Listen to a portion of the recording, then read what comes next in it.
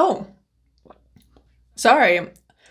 Uh, I don't know about you guys, but welcome to Derry has had me craving pickles. So thinking about it, I was just having a little snack, but I'll go ahead and put those away. So anyway, thank you for joining me here at Why the Book Wins. My name is Laura, and today I am talking about the new show, Welcome to Derry.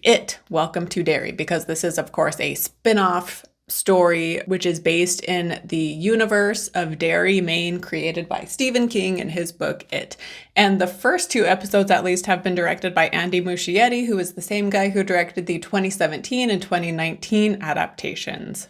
And my quick spoiler-free thoughts before then moving on to spoilers. So for anyone who has been on the fence, unsure of whether or not they should watch this, I am loving it so far. So I would highly recommend it. If you're a fan of the book, definitely give this a watch. Or if you're a fan of the two Muschietti films, I think you will like this too. But yeah, I have been enjoying it so much. And it is also such a cool idea to set a story within the It universe and have characters who were side characters in the book be the main characters here, as well as some other additions who aren't from the book at all. And we get references to events within the book, but again, it's not a direct adaptation, which I like because King fans and just book readers in general can sometimes be very nitpicky when it comes to adaptations. And so with this being a spin-off show, like they just need to capture the vibe and the spirit of the book It, but can do their complete own thing with it. And so you're not going to have the issue of fans being super nitpicky of like, oh, well, that scene was better in the book, or, the way book readers can nitpick. And when I heard that they were doing a spin-off show for this book, I was really hoping they would include details from those Derry interludes that get into Derry's past history. And I love that we have been getting little glimpses into that. And while it is its own story, it has that King vibe, and so far it's really capturing the atmosphere of Derry. And I also love the acting. I have already become so attached to the characters, and there is just the right amount of humor, because with the 2019 movie, one of my complaints is that the humor was way too much, and it felt like the movie was scared to take the story seriously and was leaning too much into being a comedy, whereas this show, it takes itself seriously while also having just the perfect amount of humor. And King is fantastic at writing childhood friendships, and there is the term meet cute of when two people who will become romantically involved meet in a cute way, and the audience knows like, oh, this is going to lead somewhere. And Stephen King is great at writing that, but it's not romantic. It's just when two kids meet and they will form like a strong friendship. And he does a great job at writing that. Like when Ben first meets Bill and Eddie, that interaction is one of my favorite scenes in the book. It's just so sweet and it feels so genuine, and you just feel the connection between the three of them. And I think that so far Welcome to Derry is also doing a great job at capturing the spirit of those childhood friendships that King writes so well. And also it's funny because some of the kids have the vibe of a King character, because look at the friend group in Dreamcatcher, It, The Body. There are King character stereotypes he always likes to include. And it's funny because we have that here, and yet I was realizing how maybe it's not so much that they're including these King character archetypes, but the fact that some of these characters are going to be the parents to members of the losers in It. And so it makes sense that, like, there's one character in particular that I was like, oh, like this is that classic King character. And yet I realized like, oh, it's because they're going to be the parent to that character in It. And so again, it's not that they're just resorting to these King stereotypes. There actually is more of a purpose behind it, because, I mean, kids get their personalities from somewhere, right? And so it makes sense that like, oh, no wonder this character is so much like this other person in It. And then I personally feel like there have also been some genuinely scary moments throughout the show. I watched both of these episodes in one day. Great pacing, by the way. It's 2 hours to watch both of them back to back, and yet I was fully engaged the entire time. I was very invested, and the 2 hours just flew by. But yeah, then that night I was a little creeped out thinking about different things in the show. And also that intro it was so weird and gross, but also like, wow, like what a way to kick off a show with a scene like that. But yeah, so I feel like it has been very effective in that sense as well. So to wrap up spoiler-free thoughts, I am loving the show. Again, if you're a fan of the book or if you're a fan of the two movies, definitely watch this. Also, book readers will love all of the turtle references that we get in the first episode. By the way, I am wearing turtle earrings right now in honor of that. And part of me, so due to something else that's happening, which I'll get into in the spoiler section, but also seeing all of these turtle references in the pilot, I'm like, are they going to include the turtle? Because book readers would be thrilled beyond belief to see an adaptation or a spin-off adaptation include the turtle and the Macroverse. That would just be fantastic. I'm trying not to get my hopes up too much, and yet I feel like maybe they might actually show that. So I guess we shall see. But yeah, from here on out, I am now going to get into my spoiler thoughts. By the way, this video is not going to be as formal as my normal book versus movie videos where I'm getting into the plot details and, telling you what happens. My Welcome to Derry videos are going to be more chill and laid back and just me sharing my thoughts. And also at this point, once we get into spoilers, I'm kind of assuming you've already been watching the show anyway, so I don't really need to tell you what's been happening. If you would like that to change going forward and you actually do want me to get into more of the details in future videos, let me know in the comments, and going forward I will start sharing the plot details if that is what people want. So the first episode we follow Lily, but we spend a lot of time with Ted, who we can assume is Stan Uris's uncle, as well as his friend Phil. And I was already so attached to them. I loved the actors. I thought they were fantastic. And so I was so invested in their storyline, only to then have them die at the end of episode 1, which I was shocked by. But on one hand, I was so sad because I already cared about them so much. And yet it's also kind of a genius way to kick off your first episode, because now the audience feels like, wow, nothing is off the table. Be prepared for anything, essentially, with this show going forward.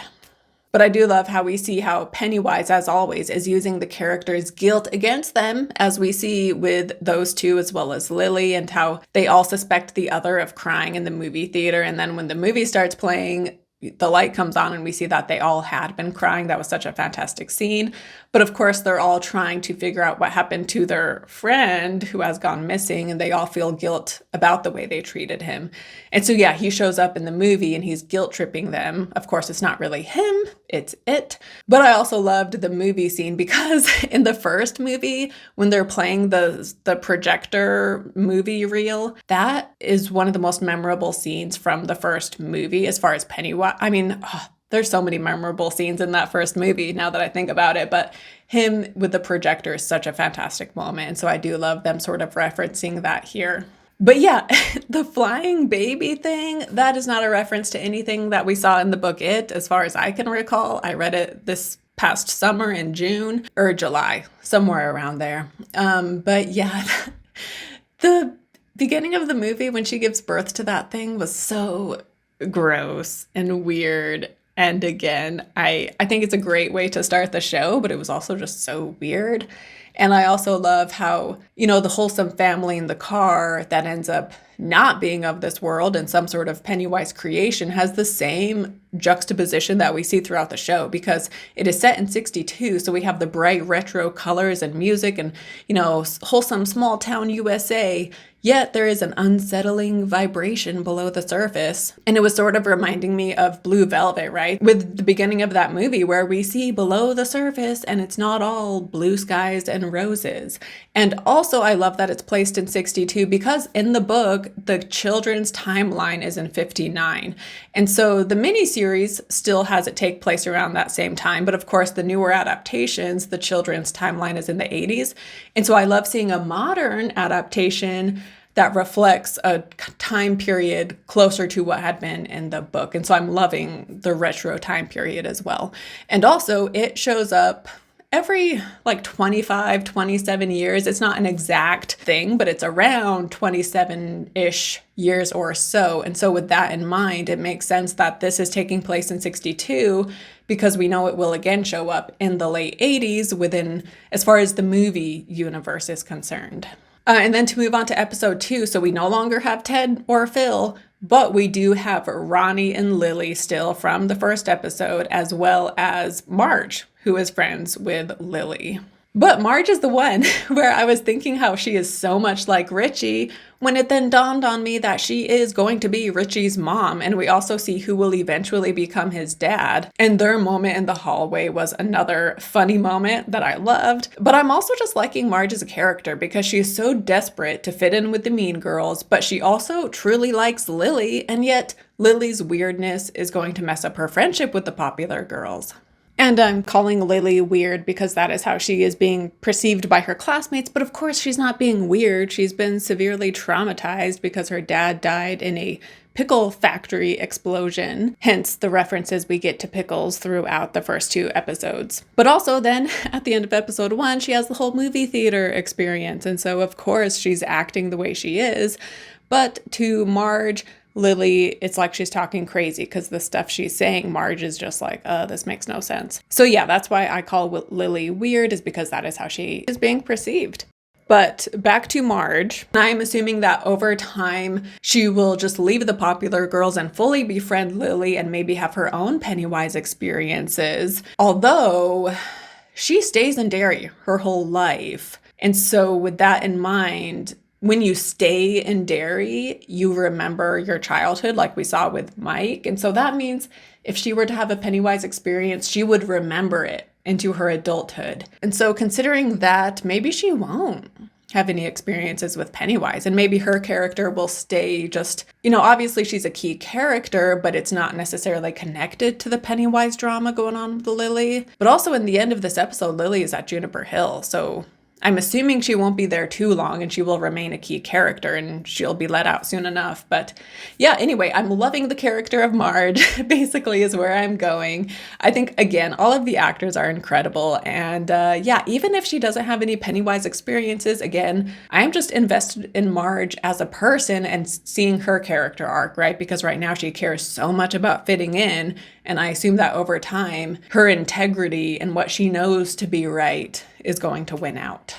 But yeah, Ronnie and Lily, of course, also have me intrigued because Ronnie is now upset at Lily for kind of causing Ronnie's father to be arrested for the murders at the movie theater. But she was manipulated into it, right? And he threatens to send her to Juniper Hill if she doesn't say what he wants. But then in the end, she ends up going to Juniper Hill anyway. And so that was just very sad. But again, maybe we'll start getting some storylines within Juniper Hill with her there, but I assume she's going to be let out relatively soon so that she can play an active role with the others eventually, so we will see.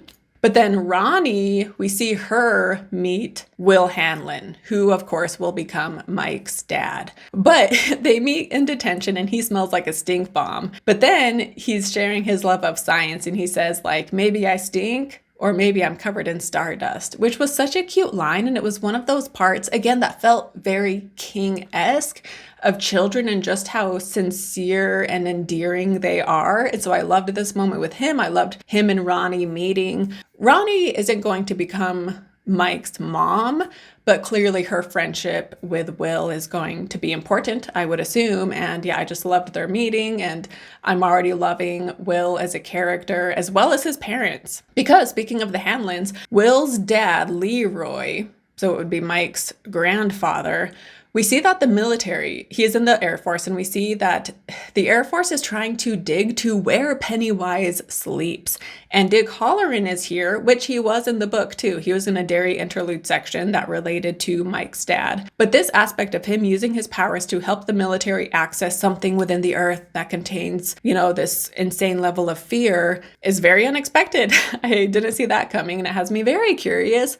Obviously, no good can come from it, but Leroy Hanlon, he experienced a brain injury that causes him to feel no fear, and so that is why they need him to be part of this, because Dick Halloran, his powers are telling them that there is something below the surface that causes people to feel fear like nothing else. And this is in the middle of the Cold War, and so that is why they are wanting to access this. And so them digging to where it sleeps that's part of what has me thinking like maybe they'll get into the macroverse and get into all of that weird stuff. So I think that would be cool. Also in the first episode, Phil being so obsessed with aliens also led me to think like, is that their way of cluing us in to the fact that there will be some outer space stuff going on later? So maybe they will get into the macroverse and the turtle. But we do see in the end that they pull up a car from the Bradley gang, which is something from a Derry interlude. And so again, I love the Derry interludes, and I love also in the intro, we see reference to the ironworks explosion as well as the Bradley gang. And so, yeah, I assume we will see that play out in full, and I'm so excited for that. I assume we will also see the fire at the Black Spot. It seems they are definitely laying the groundwork for that to come about, because we had the black soldiers drinking in a bar, and yet they are kind of kicked out. And so that's kind of how the Black Spot came about, is that they needed a place where they could drink freely, you know? So yeah, so I feel like they're laying the groundwork for that. We're already seeing the Bradley gang, and I think we'll see that play out. I really hope we see the Claude Hero, the silver dollar cutting story, because that is one of the most disturbing Derry interlude sections in my mind. And so I would love to see that play out. And so, yeah, I'm just so excited. Like, I'm already loving what we're seeing, and I'm just so excited for what we will continue to be shown, you know? And so again, this such a genius idea for a story, because it's such a massive book. There's so much within there that you can take and run with. And so, yeah, I'm just so excited to see where all of this goes. But I also loved in the store when Lily has a Pennywise experience, but it starts out with a voice over the speaker, and it's saying something like, "Lily, have you lost your marbles? If so, sail on marbles on aisle 8. And I loved this because, again, it felt so fitting within the universe of it and Pennywise, and it felt like something that would be said and would happen. And so, yeah, I loved the grocery store scene. I also loved Mrs. Hanlon as a character. She's fantastic. And when she sees the boy getting beat up by other boys, and people in Derry just don't care, and they're like, well, boys will be boys. What are you going to do? And so she is the only one who runs out there to put a stop to it. And again, this is just like the book. And this is an aspect I loved too, because it causes the adults to be blinded to the violence going on and to not care and choose to just ignore it and make it act like it's not a big deal. And so I love that we're seeing that here as well. And it landed in Derry long before humans were there. And so the evilness of it is in the ground and in the air. And so when people move there, they are influenced by it in this way and don't even realize it. And yeah, to wrap up, I'm loving the show. I'm very excited to see where it goes. It feels very Stephen King, Derry, It-esque while telling its own story of this place. I am already very invested in the characters. I love Mrs. Hanlon, and Leroy is fantastic, and I'm very curious to see what's going to happen with the digging. And I'm loving the kid actors. They are incredible. I can't wait to see where things go with them. I'm a little worried about how scary it will get, considering the first 2 episodes already sort of affected my sleep to a small extent. So hopefully it doesn't get too bad. But again, that's what people want from a show like this. So I think it has been effective. And I'm planning on releasing another video after episode 5, and then I will release my final video after the finale. So it won't be for another 3 weeks until I release my next video, but yeah. I'm very excited for the next 3 episodes. Let me know what you think down below in the comments. Where do you think things will lead? What are you hoping to see from the book? If you've never read the book, also share your thoughts on how you're liking it. And yeah, thank you so much for watching. By the way, I have a book versus movie for the book, It, and the new movies, as well as a video for the miniseries. So go ahead and check those out if you have not seen them already. And I will see you next time. Bye.